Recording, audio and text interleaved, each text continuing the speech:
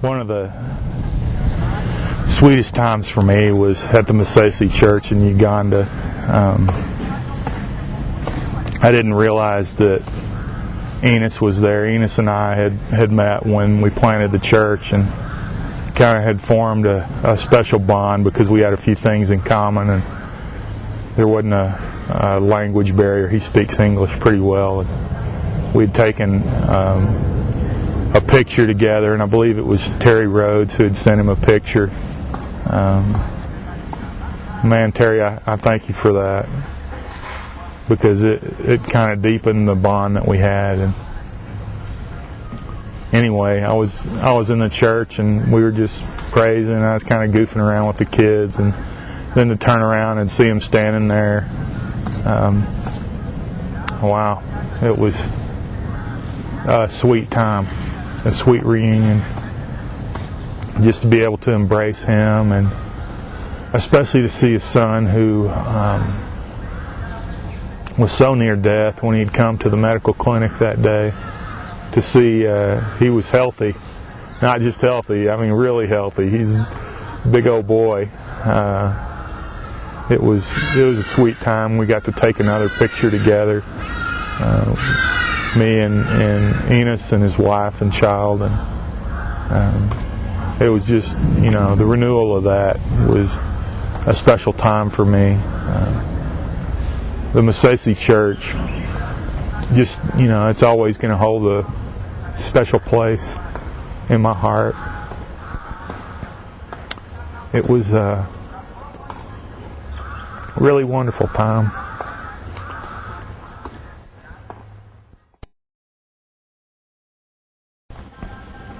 It's my third time here in Africa in the last, 2 years.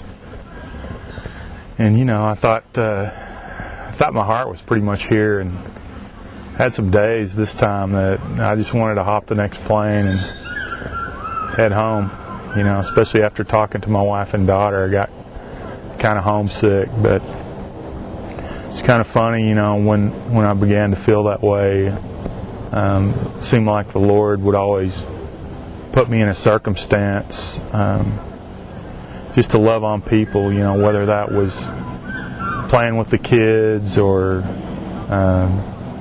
seeing an old friend and having a really warm embrace, and or just sitting with the people and listening to their vision for their country, and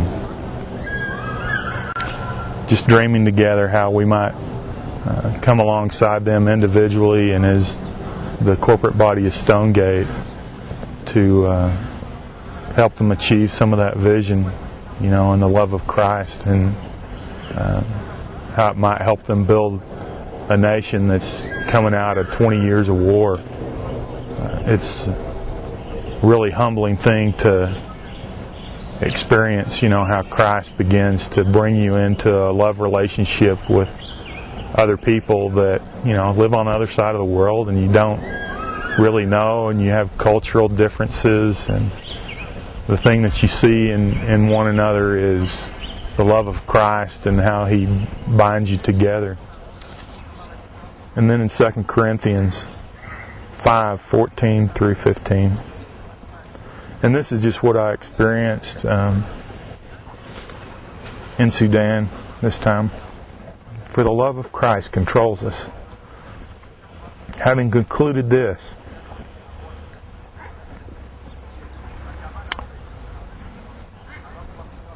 that one died for all, therefore all died.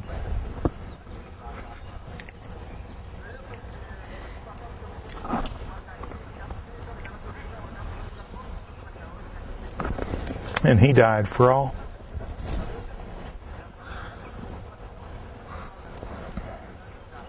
That they who live should no longer live for themselves,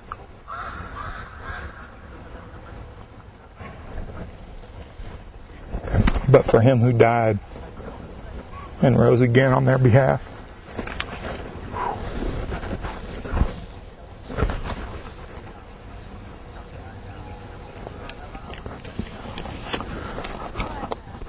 That's really really the heart of where God took me. That it was Him causing all of this in me and in the people that we're surrounded with who know the love of Christ. And we serve an awesome God.